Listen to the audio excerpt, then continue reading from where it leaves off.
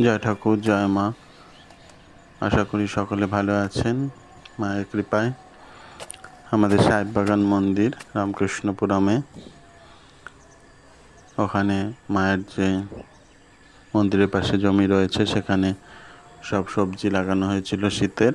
তারই মধ্যে কিছু কিছু সবজি উঠেছে। কাশিদা কিছু ফুলকপি কেটেছে, কিছু বেগুন তুলেছে, আর ছোট মহারাজ ঘুরে ঘুরে সব দেখছেন। খুব সুন্দর পরিবেশ, বিশেষ করে সকালের দিকটা। যারা এসেছেন, দেখেছেন, মায়ের এখানে যারা থেকেছেন, এই মায়ের ক্ষেতের সবজিগুলো তুলে আমাদের কল্যাণী মন্দিরে পাঠানো হয়েছে, মায়ের সেবায় লেগেছে। এরপরে ফুলও হবে, কিছু কিছু গাঁদা ফুল দেখাও যাচ্ছে, আরও সব চতুর্দিকে বিভিন্ন শীতের ফুল, সূর্যমুখী ফুল, এসবের চাষ হবে। কিছু মূলও পাঠিয়েছে, সেই ছবিটি নেই। এখান থেকে বেগুন আর ফুলকপি তোলা হচ্ছে, সেইগুলোই দেখতে পাচ্ছেন।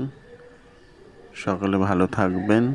ঠাকুরমা স্বামীজির আশীর্বাদ সকলের মাথায় বর্ষিত হোক। ধন্যবাদ।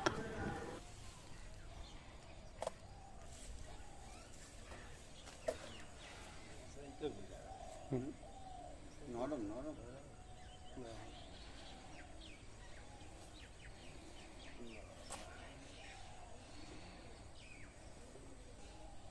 বেগুন কিনতে লাগবে না, রোজই অল্প কত এইখানে কতগুলো বেগুন এখন 70 টাকা কিলো বেগুন নিচে।